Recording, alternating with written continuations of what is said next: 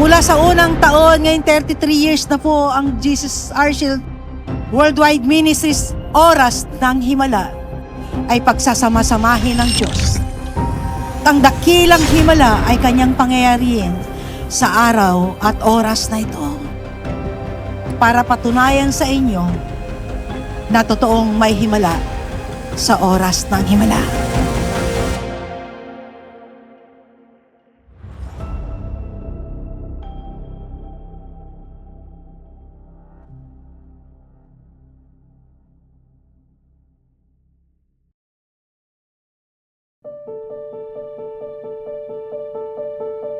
Taong dekada 90 nang magsimulang dumagungdong ang programang Oras ng Himala ng Ministeryong Jesus is Our Shield Worldwide Ministry sa radyo. Nakarating ito ng telebisyon. Ngayon nga ay pinasok na nito ang iba't ibang social media platforms. Ito nga ay nagsilbing pag-asa ng maraming kapuspalad, mga nasa banig ng karamdaman, mga alipin ng kasalanan at nagbukas ng maraming mata't kaisipan sa katotohanan patungo sa pagiging kagaya at kawangis ng ating Panginoong Hesukristo. Pagputok nga ng 11 hanggang 15 ng Marso, araw ng Linggo, ramdam ang pagbabago ng kapaligiran, ramdam ang pakikiisa ng kalangitan sa pagdiriwang ng Ministeryong Jesus is Our Shield Worldwide Ministries sa programang Daluyan ng mga Dakilang Himala. At ngayon ating saksihan ang ika-33 taong dakilang selebrasyon nito. Sa dakilang pagdiriwang na ito, lalo na sa grand celebration ng programa, naganap ang iba't ibang aktibidad, kabilang na dito ang pananalangin para sa ating minamahal na bansang Pilipinas at sa kapayapaan para sa nagaganap na sigalot sa pagitan ng mga bansa. Dinaluhan nga ito ng Body of Christ. Mga living like Jesus people mula sa iba't ibang sulok ng bansang Pilipinas maging abroad. Naroon ding nakiisa ang mga nakaranas ng himala mula nang maitatag ang programa. Ako po ay totally po na pinagaling po talaga ng Diyos ng himala dito sa oras ng himala. Ako'y gumaling sa oras ng himala. Masayang-masaya na po akong naglilingkod po sa Panginoon ngayon at wala nang problemang kahit anong sakit na nangyayari sa akin. Isa po akong nakaranas ng himala sa telebisyon sa oras ng himala. So sa tuloy-tuloy kong panunood sa awa ng Diyos, ako po ay gumaling na. At hindi nawala sa mga panauhin ng selebrasyon ay ang mga nagmimithi ng himala. Isa na nga dito si Tatay Domingo na isa sa mga umaasang makatanggap ng himala. Ngunit bago pa man matapos ang selebrasyon, ang Diyos ay nagbigay ng regalo sa kanya nang bigla siyang tumayo mula sa wheelchair na kanyang kinauupuan ng halos 5 taon. Ito ngayong matapos ang panalangin ng apostol ng Diyos, Apostle Renato D. Carillo, sa may mga sakit at karamdaman. Kanina po nung siya po ay sumabay sa panalangin mo, agad po siya naitaas ang kanyang dalawang kamay, pati po ang kanyang pong patay na dalawang paa ay nakakalakad na. Hallelujah! Eh kung sa po itong tumayo, hindi ka pa pinapatayo, tumayo ka na, no? Mukhang excited ka ng lumakad. Nakalakad uli ako no.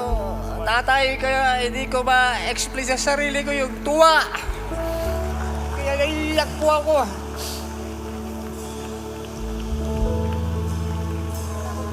Thank you, Jesus. Pagtaas po tayong dalawang kamay. Magkano yung wheelchair? Hindi, pairam lang po yan sa barangay. Puro pahiram ng barangay. So, sipin niyo yan. Kung lahat ng fellowship buong Pilipinas, lahat ng may sakit pinagpipray, wala na ipapahiram yung barangay na wheelchair, piperahin na nila lahat yan. Palakpakan natin ang Diyos. Harap ka rin ng gusto. Isigaw mo ng malakas, sino nagpagaling sa'yo? Jesus! Jesus! Thank you so much! At amin nga siyang personal na nakapanayam. Ilang taon na po kayo or buwan dito po? Matagal na. Siguro mga 5 years. 5 years? Pero sa loob ng 5 years, ngayon lang po kayo nakalakad. Ngayon lang ako nakalakad kasi ngayon lang ako nakarating dito. So, nandito pa lang Himala. Praise God po. Isa lamang si Tatay Domingo sa mga nakaranas ng dakilang himala sa walang katulad na pagdiriwang ng programa. Sa katunayan, halos hindi mabilang ang nakaranas ng mga kamangha-manghang himala sa selebrasyon. Atin ngang pakinggan ang ilan sa mga dakilang patotoo dito. Panoorin ito. Tunay po na may himala sa oras ng himala. Si tatay po hindi po siya nakakatakbo, hindi po siya nakakalakad, pero po ngayon kaya niya na pong tumalon, tumakbo. Si tatay po na dating hindi nakakalakad ay nakalakad na po. Ngayon po, nakapagpatawad siya sa matagal na panahon. Pinagaling siya ng Diyos. Lumabas na po yung boses sa kanya pong bibig. Na-restore ang kanya pong boses. Hindi po siya pwedeng lumakad na walang tungkod. Pero magmula pa po kanina, doon pa po, naglalakad na po siya. Wala na po yung tungkod. For the first time in 5 months, nakakatayo na po siya. Nakakalakad na po siya. Nagagalaw niya na po yung kaliwang parte ng kanyang katawan. Natataas niya na rin po yung kanyang kamay. Siya po ay nakakalakad ng walang saklay. Siya ay pinagaling ng ating Diyos na buhay. Umalingaw-ngaw din sa 33rd anniversary ng Oras ng Himala ang dakilang kapahayagan mula sa mga lingkod ng Diyos. At isa na dito ang malinaw na pagpapaunawa ni Apostle Renato D. Carillo patungkol sa kadahilanan kung bakit pinapagaling ng Diyos ang lahat ng sakit at karamdaman. Panoorin ito. Ano po yung mga kadahilanan kung bakit pinagagaling ng Panginoon Jesucristo ang mga may sakit at may karamdaman? Number 1, dahil galit siya sa gawa ni Satanas. Huwag niyo pong kakalimutan to sa bayan ng Pilipino, mga minamahal, Church of God. Anumang sakit at karamdaman, bunga ng kasalanan ay gawa ni Satanas. Ikalawa, para patotohanan na ang kanyang salita ay totoo. Pag sinabi ng Panginoong bubukusan niya ang mata mo, totoo yan. Pag sinabi niyang bubukusan niya ang tenga mo, totoo yan. Pag sinabi niyang lilinisin niya ang ketong mo, totoo yan. Pag sinabi niyang lahat ng sakit sa atay mo, abdo, bato sa mga bato mo, ay aalisin niya, totoo yan. Lahat ng sasabihin niya sa ipaniwalaan mong totoo. Ikatatlo, dahil kalikasan niya ang magpagaling. Kahit anong araw, oras, sitwasyon, anuman ang karamdaman mo, kalikasan niya magpagaling. Kaya kung lalapit ka may pananampalataya, anuman ang karamdaman mo, gagaling ka. Anumang araw, oras, madaling araw, tanghali, hapong gabi, linggo hanggang Lunes, Enero hanggang Disyembre, kalikasan niya ang magpagaling. Ikaapat, bilang pagtugon sa kanilang pananampalataya. Lahat ng lumapit sa Lord na may sakit at karamdamang puno ng faith, kaagad ay gumagaling. Ang pananampalataya po'y tinitinag ang kapangyarihan ng Diyos para gumawa ng himala. Ikalima, para malaman ng lahat na walang imposible sa Kanya. Jeremiah 32:27, ako si Yahweh, ang Diyos ng lahat ng tao. Walang bagay na mahirap sa akin. Wala pong mahirap sa Panginoong Hesus. Siya ang may sabi niyan sa Luke 18:27, ang hindi kaya na mga doktor ng chairman ng Movement Coalition ng reliyon, ng albularyo espiritista at mga doktor sa buong mundo ay kaya kong lahat. Ika-6, ibig niyang palagi ipakita ang kanyang kapangyarihan. Ngayon napansin, pag gumagawa ng himala publicly, pinapaalam niya sa maraming tao. Kaya nalalaman ng mga tao, ang ginagawa niya kaya hinahabol siya. Psalm 77:14, New Living Translation of the Bible, you are the God of great wonders. You demonstrate your awesome power among the nations. Ika-7, bakit niya pinapagaling iba't ibang uri ng sakit at karamdaman? Dahil siya ang inyong dakilang manggagamot. Ang sabi niya sa Exodus 15:26, ako si Yahweh ang iyong manggagamot. Ika-8, dahil siya ang Diyos ng mga tanda, himala at kababalaghan. Anong sabi niya in Job 9:10, NIV version of the Bible? He, and that is God, performs, plural, wonders that cannot be fathomed, Miracles, plural, that cannot be counted. Siya raw po ang Diyos na gumagawa na maraming kababalagang mahirap isipin.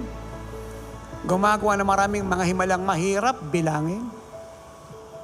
Job 9:10, He performs wonders that cannot be fathomed, miracle that cannot be counted. Yung salitang perform means continuous demonstration and habitual action to do powerful acts. Continuous demonstration, tuloy-tuloy na demonstrasyon ng kapangyarihan ng Diyos. And lastly, bakit niya pinapagaling ang mga may sakit karamdaman? Kasi mahal na mahal ka niya. Ayaw niya na nakikita ka niyang naghihirap sa sakit at karamdaman. Ayaw niya. Jeremiah 31 verse 3, He loved you with an everlasting love. Minarkahan nga ng Diyos ang mahigit 3 dekadang pagdiriwang ng programang Oras ng Himala ng iba't ibang dakilang bisitasyon. 3 araw na pag-uumapaw ng kanyang presensya.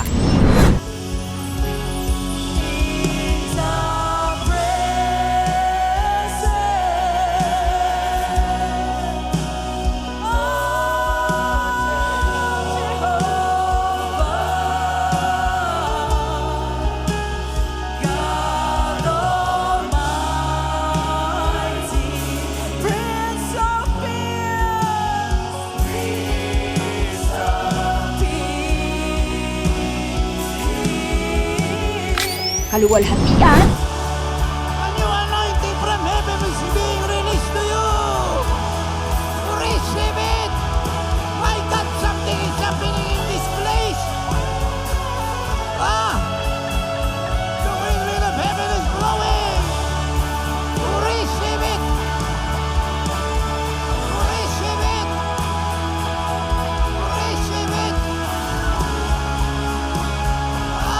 Receive it. That's it. kagalakan, Receive it! Turn around! Satan went to our camp tonight to return what he stole from us. To return what he stole from us. To return what he stole from us. Satan went to our camp tonight to return what he stole from us. And I receive it. Let's go! I receive it. Yeah! I receive it. And I receive it. at lalo na ng kanyang kapangyarihan sa pamamagitan ng pagbuhos ng mga kamanghamanghang himala. Mula noon hanggang ngayon ay hindi tumitigil ang Diyos na gumawa ng mga dakilang himala, lalong-lalo na sa programang Oras ng Himala. At ito nga ay nasaksihan minsan pa sa pagdiriwang ng dakilang anibersaryo nito na tiyak siguradong hindi makakalimutan sa historya ng kalangitan.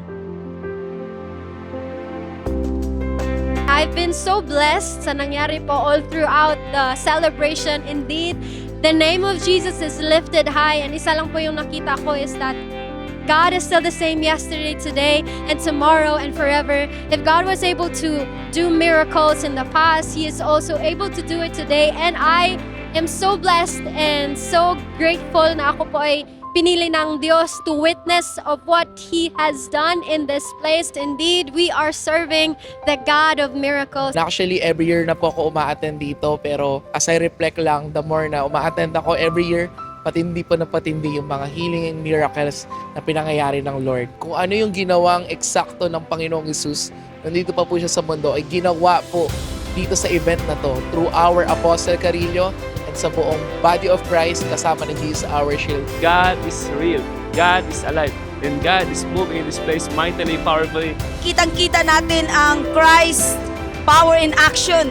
Totoo sa bawat nakita natin, narinig ng mga patutuo, dakilang bagay, pataas at himala na walang kagaya, walang katulad. Grabe po yung bisitasyon niya mula po sa body of Christ, sa lahat po ng churches na dumalo, patungo po sa lahat po ng nag-i-expect ng miracles. Talagang sobrang blessed po talaga ako dahil nakita ko kung paano kumilos ang banal na espiritu po. Talagang matatransform ka talaga, masasabi mo talaga, wow, glory to Jesus. ito talaga yung oras ng himala, yung katotohanan na magpapabago sa bawat isa sa amin. Masasabi ko talaga na thank you Lord dahil nakadalo ako sa lugar na ito na oras ng himala. Atin ngang nasaksihan ang mga kamanghamangang himala, dakilang bisitasyon ng Diyos sa kanyang iglesia, at ito'y hindi dito nagtatapos. Patuloy itong mararanasan ng bansang Pilipinas hanggang ng buong mundo, hanggang sa pagbabalik ng ating Panginoong Hesukristo. Because Christ's power is in action. Ito si Glyza Bariso para sa Victorious News. Walang kinikilingan, walang halong kasinungalingan, pawang kaligtasan lamang.